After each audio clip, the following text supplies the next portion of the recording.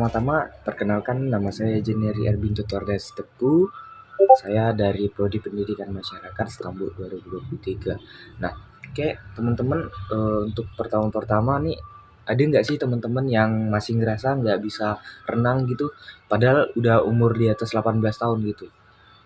Walaupun waktu sekolah gitu ada belajar renang atau mungkin ikut course tapi belum bisa. Nah, pada kali ini saya ingin membahas terkait tentang renang karena menurut saya ini agak menarik gitu karena banyak orang yang nggak bisa renang padahal di sekolah ataupun ada nih dari keluarga atau coach gitu pelatih mengajari tentang renang tapi nggak bisa gitu atau ngikutin buku atau tutorial di ini apa di internet itu susah gitu. Nah untuk video kali ini saya ingin membahas terkait tentang itu gimana sih cara mengatasinya biar lebih lebih enak enak gitu. gitu. Kan malu gitu. Ada juga yang nggak bisa renang gitu, padahal udah 18 tahun gitu. Apalagi nih buat laki-laki itu pasti malu kali kalau nggak bisa renang karena ya renang itu bukan skill apa ya bukan skill wajib gitu tapi ya itu berguna gitu untuk kayak pertumbuhan atau yang lain untuk generasi-generasi selanjutnya gitu renang itu juga butuh. Nah untuk yang pertama itu gugup. Nah mungkin ada juga nih teman-teman yang pertama kali ke kolam renang itu atau jarang lah gitu ke kolam renang, setiap kali ke kolam renang itu gugup. Nah itu biasanya terjadi karena teman-teman belum terbiasa dengan lingkungan atau belum bisa melakukan kegiatan itu secara berkala gitu. Nah untuk mengatasinya itu gimana sih? Nah Nah, untuk untuk mengatasinya mengatasinya itu itu biasanya biasanya kita kita membayangkan bahwasannya kolam itu tidak sesusah yang kita lakuin gitu. kayak emang mengibaratkan bahwasannya itu sebuah kolam anak-anak itu bisa aja gitu kalau saya dulu gitu. Nah untuk yang kedua itu nanti seiring waktunya karena sering dilakukan gitu nanti bakal terbiasa, nanti bakal hilang sendiri apa rasa rasa canggungnya itu atau rasa gugupnya itu. Nah biasanya ada juga nih teman-teman gugup itu kadang ada yang mual gitu. Kalau teman-teman saya dulu ada yang mual, ada yang sampai migrain mukanya pucat gitu. Bukan karena takut, tapi nggak terbiasa sama lingkungannya. Jadi kayak merasa asing gitu. Oke, selanjutnya untuk kita masuk ke manfaat. Nah, untuk manfaat renang itu ada banyak ya teman-teman, nggak perlu dijelaskan lagi, tapi di-spill lah tipis-tipis lah atau mungkin kita sebutin lah ya. Untuk manfaat pertama itu teman-teman renang itu nggak hanya sebatas olahraga gitu, bisa juga untuk menambah tinggi badan kita atau memperkuat massa otot kita di semua bagian. Nah terus itu juga untuk menghilangkan rasa stres teman-teman. Nah jadi kalau renang itu bukan hanya skill aja ya, tapi banyak gitu manfaatnya.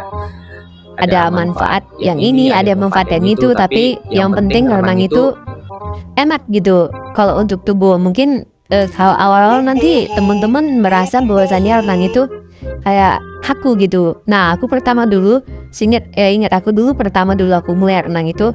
Nah, badan aku itu sering sakit. Itu bukan karena kita terlalu keras, bukan. Karena mungkin ada salah di gerakan atau terlalu lama gitu. Jadi merasa belum terbiasa badannya, jadi merasa capek, merasa aduh pegel-pegel di sini, pegel gitu, kadang sampai kram kakinya gitu. Itu biasanya terjadi karena banyak faktor gitu seperti salah gerakan, mungkin nggak pemanasan di awal, mungkin nggak pemanasan pernapasan pas lagi renang itu, atau kadang-kadang ada nih teman-teman kejadian bahwasannya sebelum kita renang itu kita harus menyiram badan dulu. Nah itu berguna banget. Kenapa?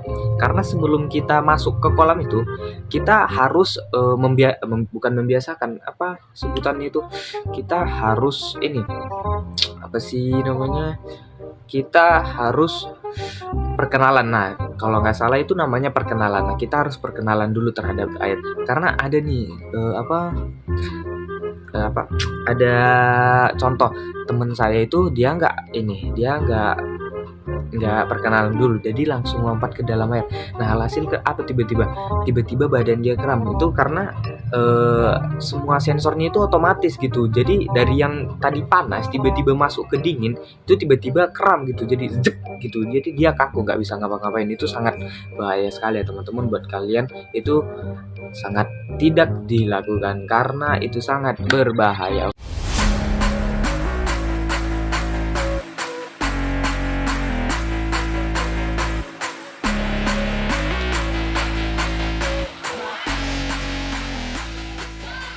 Oke, untuk gerakan dasar pertama itu yang wajib banget untuk teman-teman pelajari itu. Yang pertama itu ada gerakan mengapung. Nah, gerakan mengapung itu gunanya untuk apa sih? Ya gunanya untuk nggak tenggelam tentunya ya kan teman-teman. Nah, gimana sih cara gerakan dasar mengapung itu berjalan? Cara gerakannya itu gimana? Jadi untuk gerakan pertama itu tangan kita ini tangan sama tangan kanan nih. Nanti dia bakal di air. Nah, ibaratkan di sini itu ada air.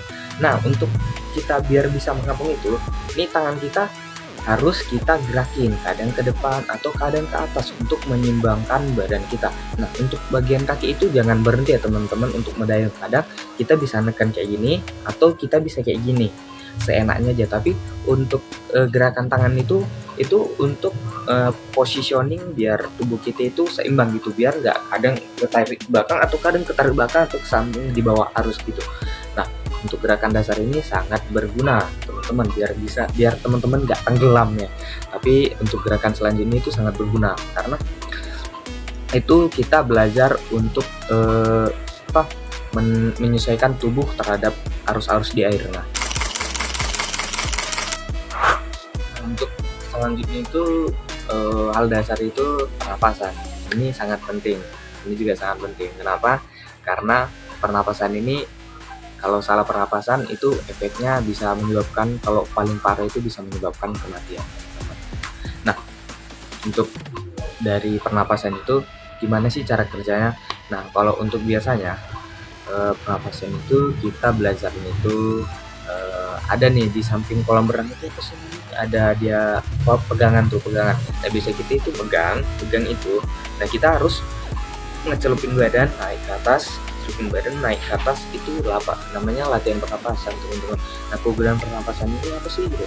Kegunaannya itu biar teman-teman nggak menghirup atau menelan dari air ini, karena saat kita bernapas itu kadang kalau kita nggak di air aja nih, di darat aja lah. Di darat kita kalau lagi bernapas mungkin ada tiba-tiba polusi gitu kan masuk ke hidung atau ke mulut, tiba-tiba masuk lalat gitu kan, pasti ngerasa risih kan atau mungkin nggak enak gitu. Nah, sama aja sama pas kita renang gitu. Pas kita renang kalau ada tiba-tiba air masuk ke hidung atau ke mulut, itu efeknya tidak hanya di bagian ini aja, bagian pernafasan ini, bisa jadi di bagian dada. Nah, kalau dia air tiba-tiba masuk ke dalam rongga paru-paru itu berbahaya banget teman-teman, karena itu bisa menyebabkan efek-efek serius gitu, sampai bisa menyebabkan kematian. Nah, kalau kita menelan air, itu kan yang kita telan itu di dalam kolam berenang itu bukan air air jernih gitu.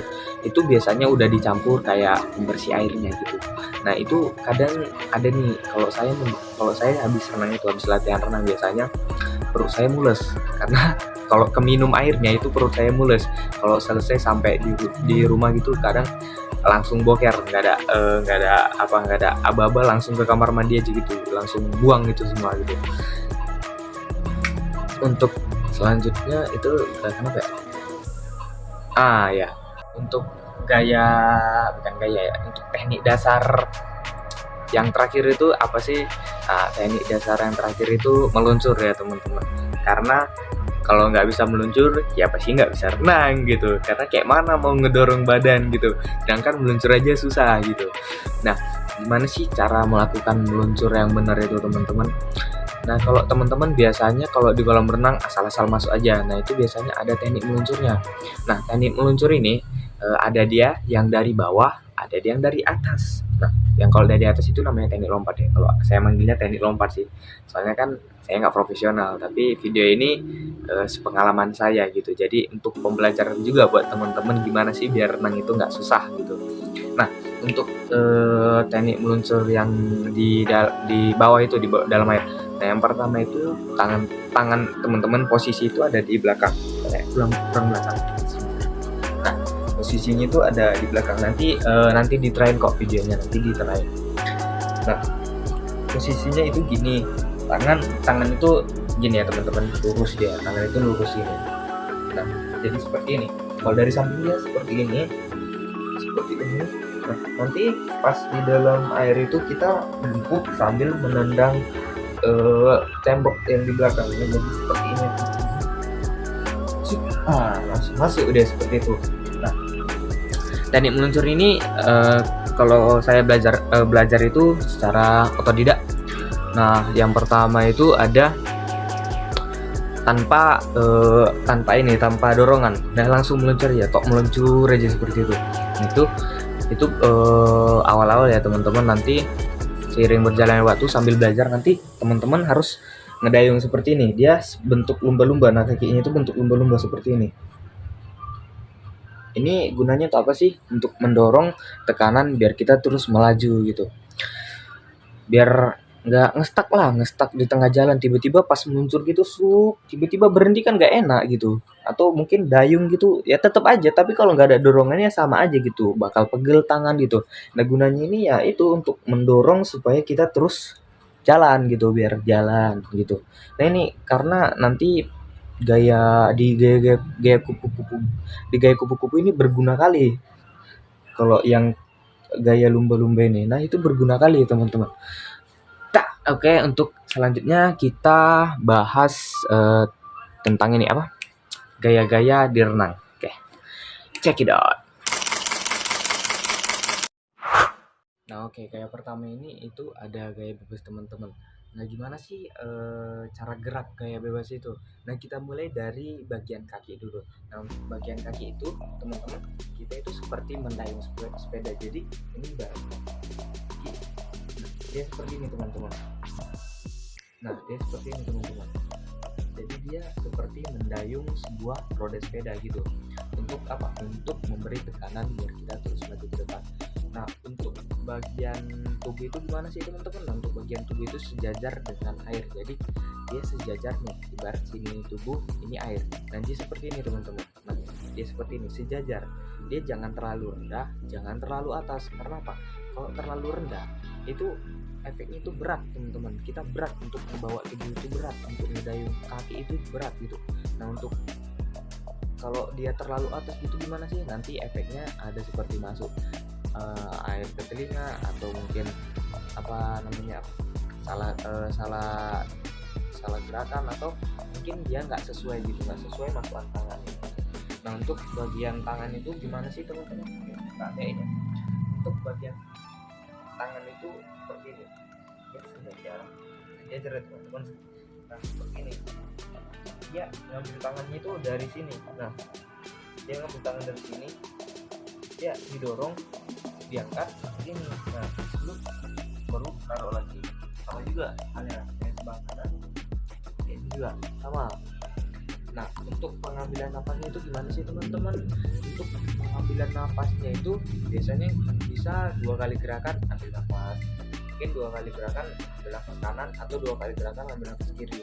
Karena saya pengetahuan saya, kalau dia ngambil nafas ke kanan aja sampai habis gitu, sampai habis ke sana ambil nafas lagi, terus sampai sana ambil nafas lagi gitu, biasanya sampai itu pening teman-teman, karena kita hanya fokus ngambil nafasnya ke depan sini, bukan sini lagi. Nah, itu kan berguna, itu bukan berguna, itu berefek sama ini apa, sama keseimbangan otak. Nanti dia kalau kita ngambil ke kanan terus, barunya sampai habis 100 meter gitu, setiap 2 gerakan kita ambil nafas ke kanan, setiap 2 gerakan kita ambil nafas ke kanan, mungkin dia ada efeknya, kadang itu pening gitu teman-teman. Nah, untuk bagian tangan tadi, nah itu bagian tangan jangan terlalu jauh ya. Mungkin ada nih teman-teman yang baru belajar kan, renangnya itu gini. Nah, itu salah teman-teman, karena itu sangat capek ya teman-teman, itu capek banget karena kita narik ngedorong. Nah, untuk apa? Ini kita ikutin alur air sama aluran dayungan kaki kita itu sejajar, jadi seperti ini. Sambil mendayung kaki sejajarin sama tubuh biar dia rileks, baru masuk lagi gitu. Biar apa? Biar nggak capek dan nggak menyebabkan efek-efek samping, teman-teman. Nah, oke, selanjutnya itu ada gaya dada atau breaststroke ya, teman-teman. Gimana sih gerakan gaya dada itu yang benar gitu? Mungkin teman-teman bisa merhatiin ya, kalau kata itu gimana renangnya. Kurang lebih mirip seperti itu. Namun kayak kita bukan kayak gini. Kita agak ke atas, cuman bedanya itu aja. Nah, oke, kita tunjukin. Kita langsung kasih prakteknya. Oke, untuk gaya dada itu ya teman-teman. Yang pertama itu tangan ini seperti ini. Nah, itu seperti ini. Untuk narik, biasanya kita harus ke bawah ya teman-teman. Seperti ini kita tarik tangan nggak boleh sampai terlalu jauh seperti ini. Jangan, agak ke bawah, tekan, dorong airnya, habis itu ambil dari bawah sini ini di bawah, ambil sambil dada agak ke atas, masuk lagi, ini masuk lagi gitu.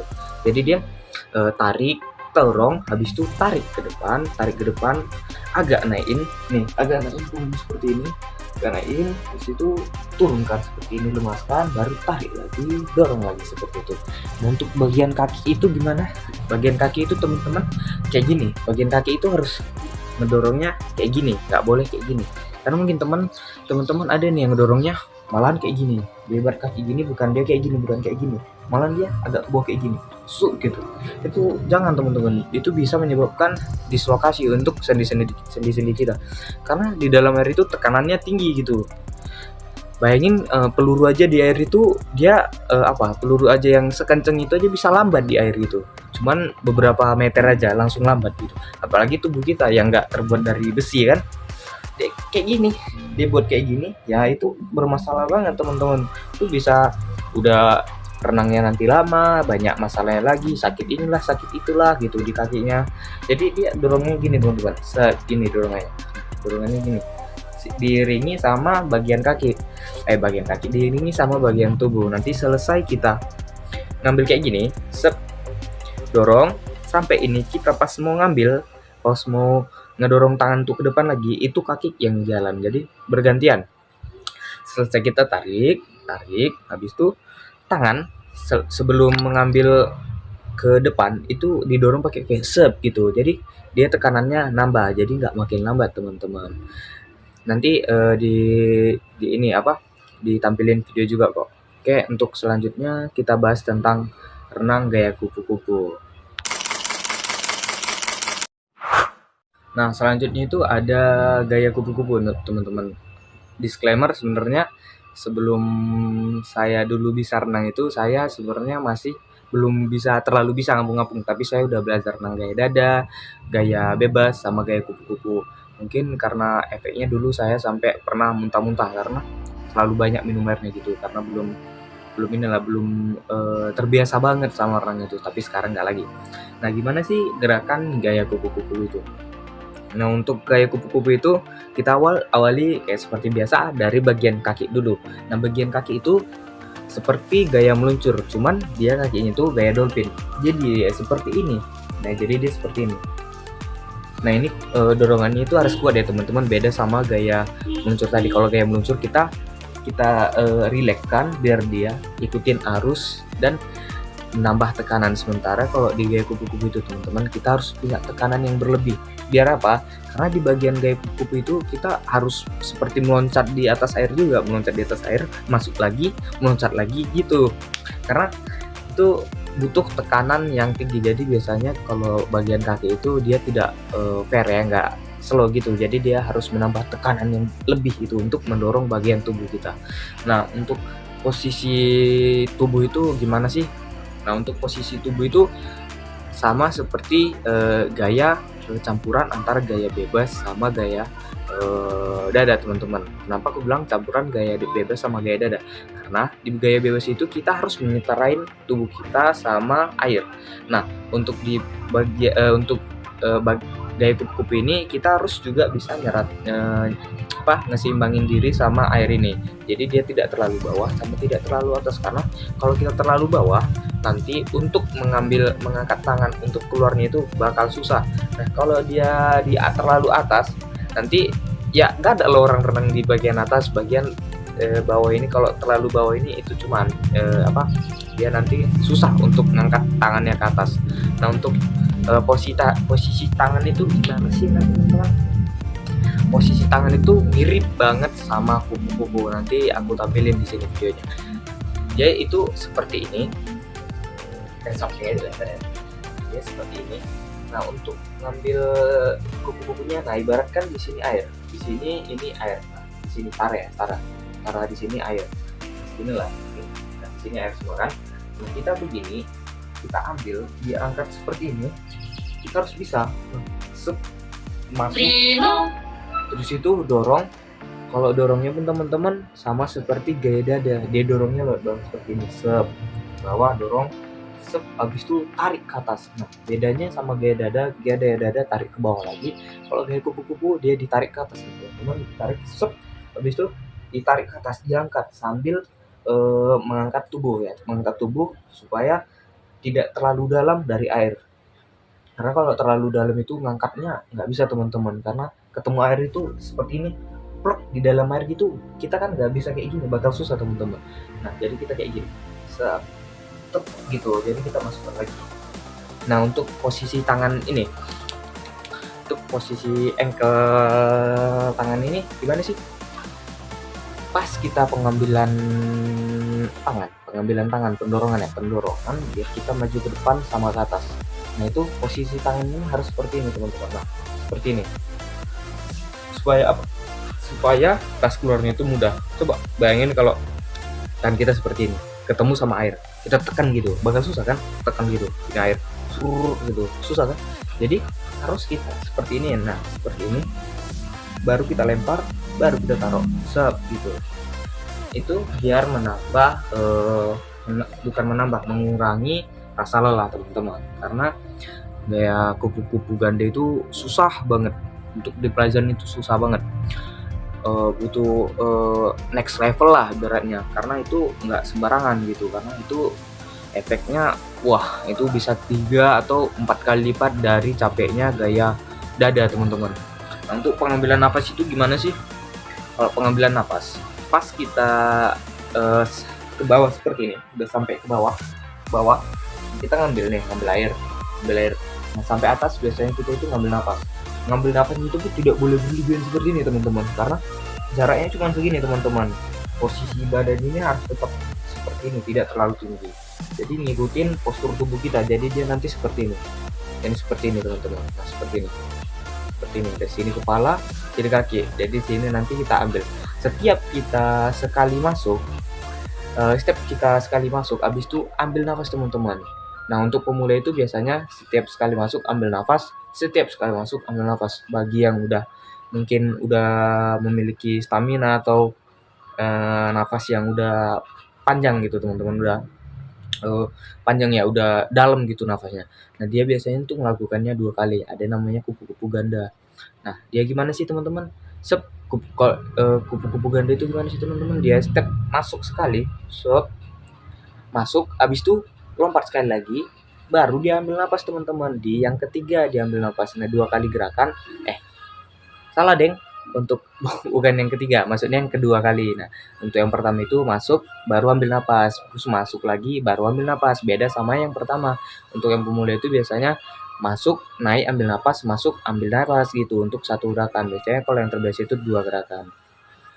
Nah kalau yang 2 gerakan itu gimana sih cara ngambil nafasnya? Oke, kalau yang 2 gerakan itu dia gerakan pertama itu, kalau yang seperti pemula tadi langsung ambil nafas, langsung naik. Untuk yang gerakan pertama itu air tetap setara teman-teman. Jadi air itu harus sama yang kayak aku bilang tadi, dia harus tidak berlebihan gitu, tidak kelewatan ke bawah sama tidak terlalu atas. Biar apa? Biar lebih mudah teman-teman. Jadi dia lebih stabil. Nah untuk kepalanya itu gimana sih gerakan kepalanya? Dia tetap ke bawah seperti ini teman-teman, baru kayak gini, baru naik dia, baru kayak gini, sekali lagi baru naik gitu. Seperti itu teman-teman. Oke, untuk selanjutnya itu, nah mungkin untuk selanjutnya lebih enak berbincang-bincangnya teman-teman, karena udah dibahas tadi mulai dari dasar sama teknik-teknik sama gerakan-gerakan yang memang harus kita kuasain gitu. Gerakan-gerakan yang benar itu gimana sih gitu. Nah, di sini saya akan apa ya? Kayak membahas kenapa sih saya bisa renang gitu. Sebenarnya nggak perlu dibahas ya, cuman biar lebih seru aja gitu. Mungkin ada teman-teman yang nanti tertarik gitu untuk belajar renang, karena efeknya itu ya enak gitu, bukan hanya sebatas olahraga gitu. Nah, ada juga dapat hal-hal dari kegiatan itu, hal-hal positif gitu. Mungkin untuk nggak bosen bisa juga di renang itu. Nah, pertama kali aku belajar renang itu SMA teman-teman. Ada niatan sih dulu waktu SMP belajar renang, cuman nggak ada, tau lah ya kan orang tua nggak ada uang gitu. Jadi aku biasanya dulu waktu SMA itu nonton-nonton, sampai aku dulu pernah buat kacamata sendiri teman-teman. Tahu nggak dari apa? Dulu aku pernah buat kacamata sendiri itu dari ini apa? Dari teropong. Nah, dari teropong itu kan ada tuh teropong mainan tuh, aku pernah dulu buat dari itu. Sampai aku pengen karena aku pengen nih belajar renang teman-teman. Nah, di SMA dulu itu ada bukan ekstrakurikuler, cuman diwajibkan renang ya untuk kegiatan sekolah. Nah, teman-teman. Nah, mulai dari situ aku belajar renang gitu. Nah, sebenarnya aku belajar renang itu nggak ada pelatih teman-teman. Jadi aku belajar renang itu sendiri, dari mulai teknik, mulai dasar semua aku pelajari sendiri. Mungkin kadang didukung sama guru olahraga kalau lagi ada, kalau bisa datang ke tempat renangnya gitu. Jadi ya aku seminggu itu bisa sampai 3 atau 4 kali itu belajar renang teman-teman. Sampai pernah mau ikut lomba, cuman ada halangan jadi nggak bisa. Nah, gimana sih perjalanan aku untuk bisa renang gitu, mulai dari situ aku suka terus olahraga itu, bukan nggak renang aja, lari sampai nge-gym gitu, bulu tangkis, olahraga yang lain apa segala macam. Nah, awalnya itu aku belajar renang itu karena nilai sekolah. Nah, nilai sekolah dulu kan diwajibkan kita harus bisa satu kegiatan yang kita lakuin gitu. Jadi untuk evaluasi kita itu di mana biasa. Nah, sekolah aku itu evaluasinya itu di kolam renang teman-teman. Jadi renang kita yang nentuin nilai kita itu gimana gitu. Sampai aku bisa datang seminggu itu 3-4 kali yang udah aku bilang tadi. Nah, mulai dari situ aku belajar. Aku nonton dari YouTube mungkin, ya bukan mungkin sih, nonton dari YouTube, dari TikTok juga, Facebook juga, gimana sih cara renang yang benar itu. Nah, kebanyakan nih teman-teman kalau aku cari itu mungkin tutorial renang di media sosial itu terlalu ribet teman-teman. Kenapa? Karena harus ada peralatan ini, harus ada peralatan itu, padahal sebenarnya hanya sebatas renang gitu. Nah, awalnya itu hanya sebatas untuk nilai. Nah, aku belajar dari YouTube, dari TikTok, gimana nih sih gerakan-gerakan yang benar itu. Mungkin hampir tiap hari itu aku bisa dari jam 1 siang sampai kadang-kadang itu jam 5 atau enggak jam 6 sore. Mungkin 5 sampai 6 jam aku itu belajar renang terus gitu, sampai aku serak-serak gitu, karena udah terlalu sering gitu. Sampai dimarahin juga lah sama orang tua karena pulangnya larut terus. Karena sekolah sama kolam renang kan dekat, cuman rumah aja yang jauh gitu.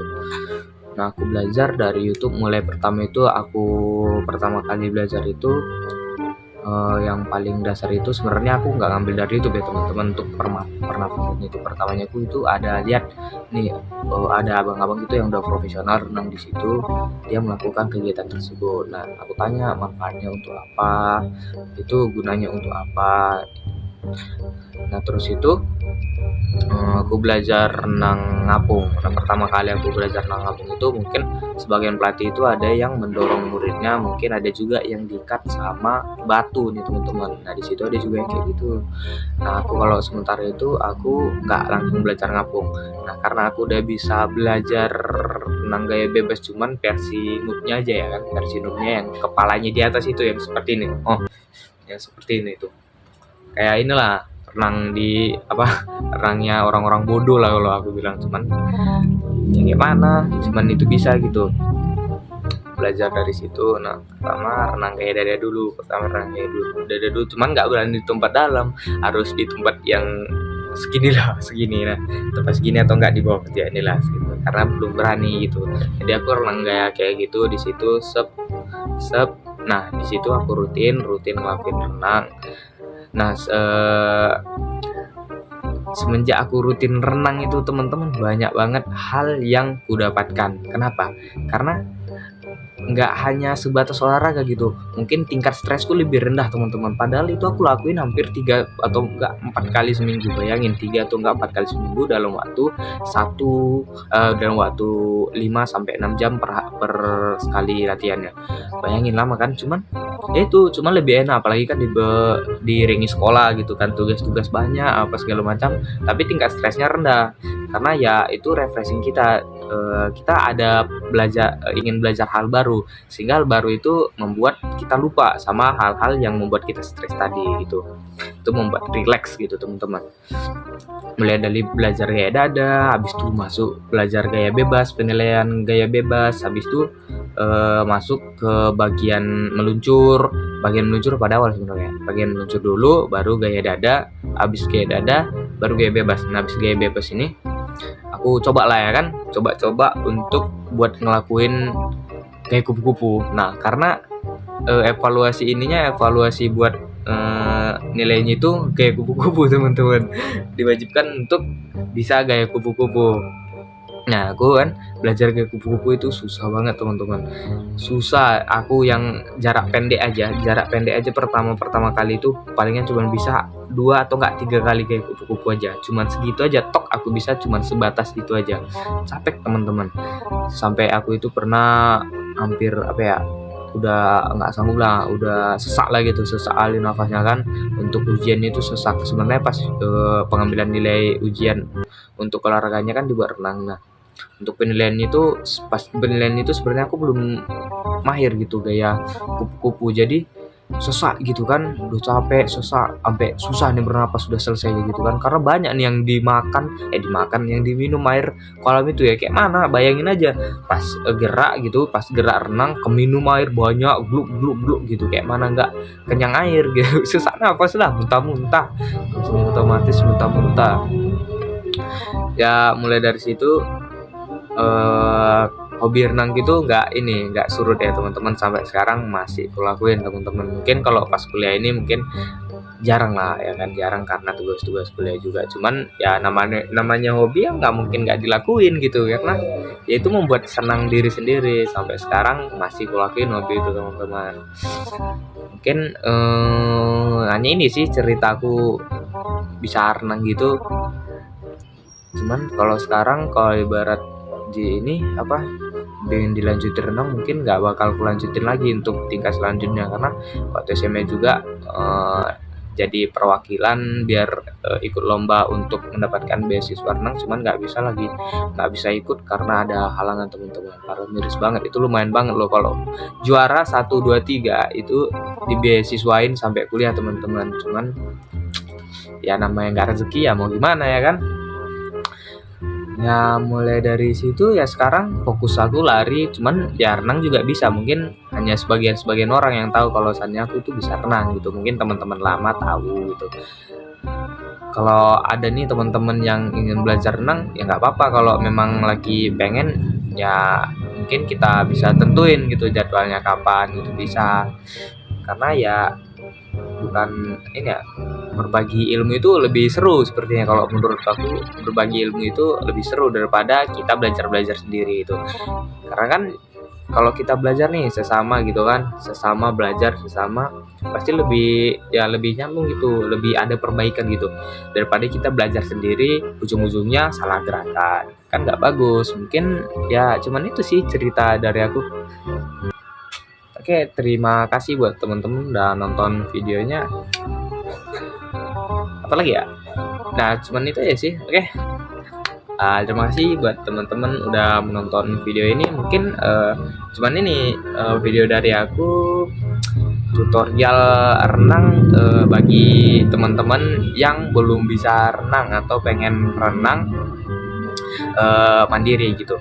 Oke, sekian dari saya. Terima kasih.